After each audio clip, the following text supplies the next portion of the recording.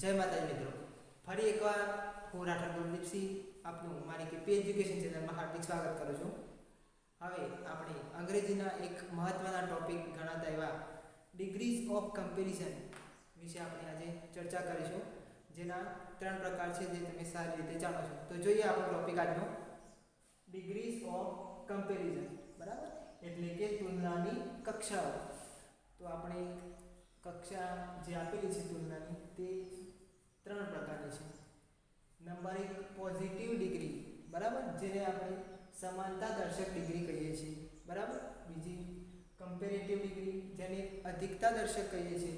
અને ત્રીજી superlative degree, એટલે કે શ્રેષ્ઠતા દર્શક તુલના આપણે કહીએ છીએ. તમે આ 3 વિશે તો જાણતા જ હશો.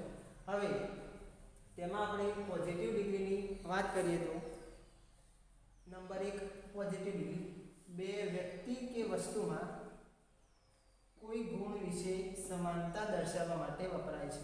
બરાબર, એટલે કે બે વ્યક્તિ હોય અથવા બે વસ્તુ હોય તો તેમના વચ્ચે કોઈ ગુણ હોય તો તેની સમાનતા, એટલે કે બે ગુણ સરખો હોય તો તે દર્શાવવા માટે આપણે પોઝિટિવ ડિગ્રી વાપરીએ છીએ. બરાબર. તો ગુણ એટલે કે વિશેષણ કહીએ છીએ. બરાબર.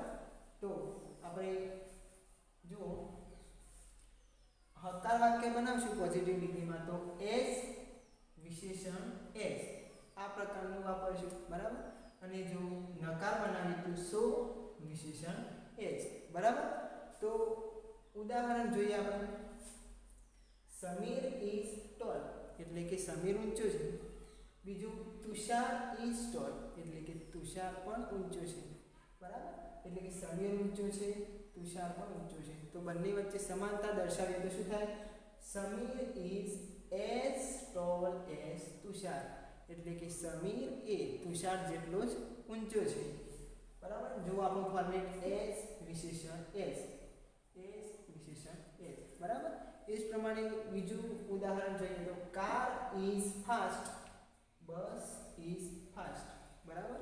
કાર ઝડપી છે, બસ પણ ઝડપી છે. તો બંને વિશે આપણે સમાનતા દર્શાવીએ તો car is as fast as bus, એટલે કે કાર એ બસ જેટલી જ ઝડપી છે. બરાબર. એઝ વિશેષણની એઝ. તો આપણે જે પોઝિટિવ ડિગ્રી ખરી એમાં મૂળ વિશેષણ વાપરીએ છીએ. બરાબર. ટોલ, ફાસ્ટ એ મૂળ વિશેષણ છે. બીજું યોગ્ય ટુ બી રૂ, એટલે જોયું સમીર જોડે ઇઝ છે. બરાબર. તુષાર જોડે પણ ઇઝ છે. બંનેનું કોમન આપણે ઇઝ લખીશું. બરાબર. બીજું car is fast, bus is fast. એક વચન છે, આપણે ઇઝ વાપરીશું એટલે car is as fast as bus. બરાબર.